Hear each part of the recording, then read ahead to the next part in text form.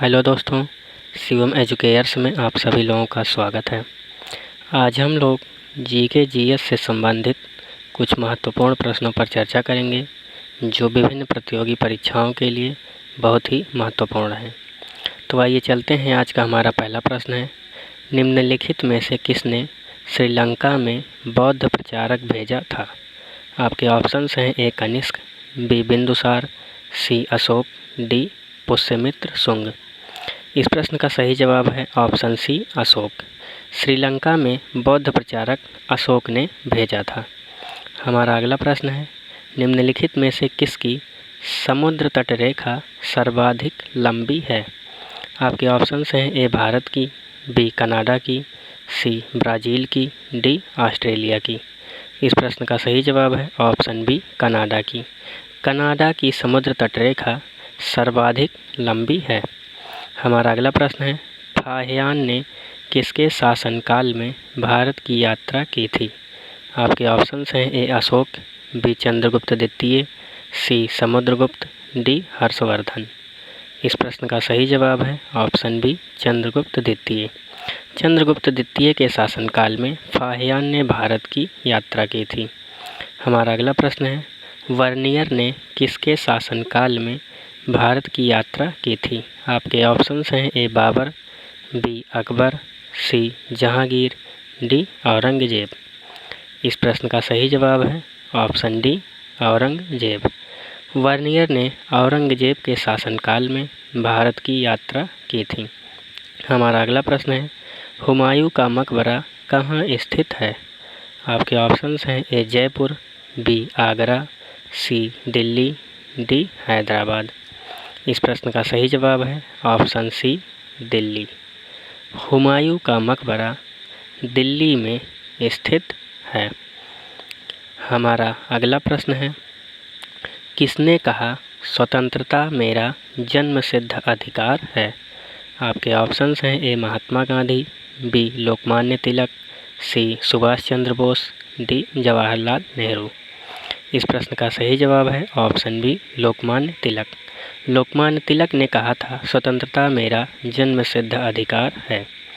हमारा अगला प्रश्न है, भारतीय राष्ट्रीय कांग्रेस की स्थापना कब हुई? आपके ऑप्शंस हैं ए 1890 में, बी 1885 में, सी 1886 में, डी 1895 में। इस प्रश्न का सही जवाब है ऑप्शन बी 1885 में। भारतीय राष्ट्रीय कांग्रेस की स्थापना 1885 में हुई थी। हमारा अगला प्रश्न है, संसार का सबसे बड़ा फूल कौन सा है? आपके ऑप्शंस हैं ए कमल, बी रेफलेशिया, सी कैक्टस, डी रजनीगंधा। इस प्रश्न का सही जवाब है ऑप्शन बी रेफलेशिया। संसार का सबसे बड़ा फूल रेफलेशिया है। हमारा अगला प्रश्न है, दिल्ली के किस सुल्तान को उसकी उदारता के कारण लाख बख्श पुकारा जाता था? आपके ऑप्शंस हैं ए कुतुबुद्दीन ऐबक, बी इल्तुतमिश, सी गयासुद्दीन तुगलक, डी अलाउद्दीन खिलजी। इस प्रश्न का सही जवाब है ऑप्शन ए कुतुबुद्दीन ऐबक। कुतुबुद्दीन ऐबक को लाख बख्श पुकारा जाता था। हमारा अगला प्रश्न है, भारत में राष्ट्रीय आय का संकलन कौन करता है? आपके ऑप्शंस हैं ए योजना आयोग, बी वित्त आयोग, सी भारतीय सांख्यिकी संस्थान, डी केंद्रीय सांख्यिकी संगठन। इस प्रश्न का सही जवाब है ऑप्शन डी केंद्रीय सांख्यिकी संगठन। भारत में राष्ट्रीय आय का संकलन केंद्रीय सांख्यिकी संगठन करता है। हमारा अगला प्रश्न है, 3 बीघा कॉरिडोर जोड़ता है? आपके ऑप्शंस हैं ए भारत और पाकिस्तान को, बी भारत और चीन को, सी बांग्लादेश और पाकिस्तान को, डी बांग्लादेश और भारत को। इस प्रश्न का सही जवाब है ऑप्शन डी बांग्लादेश और भारत को। 3 बीघा कॉरिडोर भारत और बांग्लादेश को जोड़ता है। हमारा अगला प्रश्न है, चित्तौड़ में विजय स्तंभ का निर्माण किसने किया था? आपके ऑप्शंस हैं ए महाराणा प्रताप, बी राणा संग्राम सिंह, सी राणा कुंभा, डी राणा रतन सिंह। इस प्रश्न का सही जवाब है ऑप्शन सी राणा कुंभा। चित्तौड़ में विजय स्तंभ का निर्माण राणा कुंभा ने किया था। हमारा अगला प्रश्न है, कंप्यूटर डाटा की सबसे छोटी इकाई है? आपके ऑप्शंस हैं A record, B file, C bit, D byte. इस प्रश्न का सही जवाब है ऑप्शन सी बिट।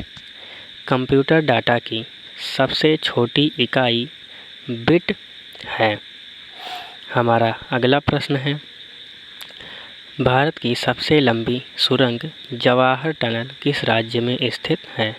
आपके ऑप्शंस हैं ए जम्मू और कश्मीर में, बी महाराष्ट्र, सी कर्नाटक, डी हिमाचल प्रदेश। इस प्रश्न का सही जवाब है ऑप्शन ए जम्मू और कश्मीर। भारत की सबसे लंबी सुरंग जवाहर टनल जम्मू और कश्मीर में स्थित है। हमारा अगला प्रश्न है, इंडिया विंस फ्रीडम पुस्तक के लेखक कौन हैं? आपके ऑप्शंस हैं ए महात्मा गांधी, बी मौलाना आज़ाद, सी जवाहरलाल नेहरू, डी जयप्रकाश नारायण। इस प्रश्न का सही जवाब है ऑप्शन बी मौलाना आज़ाद। इंडिया विंस फ्रीडम पुस्तक के लेखक मौलाना अबुल कलाम आज़ाद हैं। हमारा आज का अभ्यास प्रश्न है, भारत का सर्वाधिक प्रदूषित नगर है। आपके ऑप्शंस हैं ए इंदौर, बी कानपुर, सी लुधियाना, डी पटना। इस प्रश्न का जवाब आप लोग कमेंट बॉक्स में ज़रूर दीजिएगा। धन्यवाद।